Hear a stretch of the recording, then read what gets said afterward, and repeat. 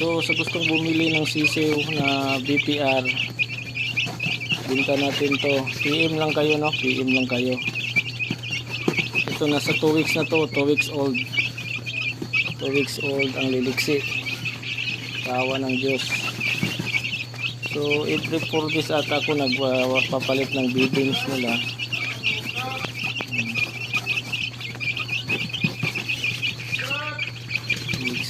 Maliksi yan. Tawa ng Diyos. Ito yung mga kapatid nila. Ito. Kasi tinabi ko lang yan, may division yan. Ito naman lumabas kasi nabuksan ko. Ito sila. Itong tatlong to, kakapatid to, ang BPR. Itong malaki na to, tayo. Nasa 520 grams na yan.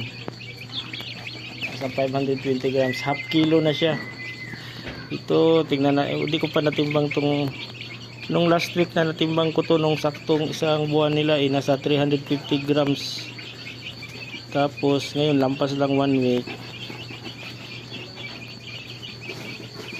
Nasa 520 na. 350 yung last na timbang ko nito. Pag abot ng lampas 1 week, nasa 520 na. Sa awan ng Diyos, ang bilis niyang lumaki. Kaya uobserbahan ko to, yung timbang niya napakabilis talaga. Paglaki ng mga sisiw na yan, ito yung ano niya, ito yung mukha nila. Ito. Oh, ba't ka mahiya? Ikaw BE, ba't ka mahiya? Pakita ka.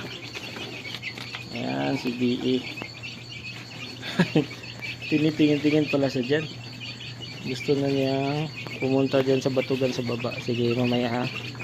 Mamaya. Ito gusto talaga itong lalabas sila pag nabubuksan sila eh. Saka ko na kayo pakawalan dyan sa labas pag medyo malaki-laki na kayo. Yung saktong 2 months at saka yung mga balahibo nyo makukumpleto na yung mga balahibo nyo. Hindi pa naman kumpleto yung balahibo. Puro lalaki itong tatlo eh. Parang lalaki puro to eh. Malalaman natin sa palong nila eh. Ito mukhang babae. Ito mukhang babae kasi may babae rin na mataas yung palong eh. Ito lalaki itong isa to. Ito. Kung ito maging babae, ito ang lalaki nito. Saka yung breast nito guys, talagang ang laki. Laki yung breast niya. Malalaman na rin pag kinatay natin siya, pero maawa tayo pagkakatayo natin to, lalo na pag tayo yung nag-aalaga. So sa gustong bumili ng sisiw, ito bigta natin to, pili lang kayo. Bukas pipicturean natin to. Dito yung parent nila. Ayan, dalawa.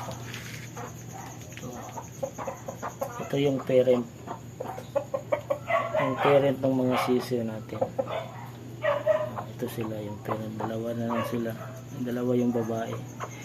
Ito hindi to magkapatid. Yung babae ang magkapatid. Yung lalaki sa ibang farm natin nabili to. Salamat sa nagbinta, murang-mura lang pagkabili natin. Ayan. Ang gandang maganda yung yung lahi nito, maganda yung lahi niya. Lalaki. Siguro nasa mga 3 kilo mahigit na to eh. Nung kinuha natin to nasa 2.5. Ngayon mabigat na siya kaso hindi magpahawak.